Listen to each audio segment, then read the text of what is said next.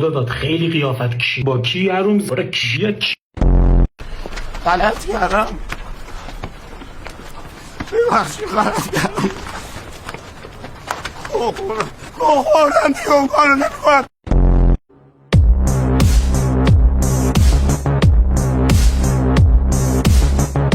تو را به خدا یکی بهش کمک کنه، قلبش اومده تو کونش.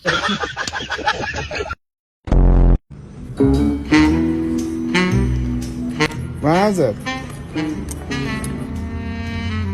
85 اشتباهی بیام 60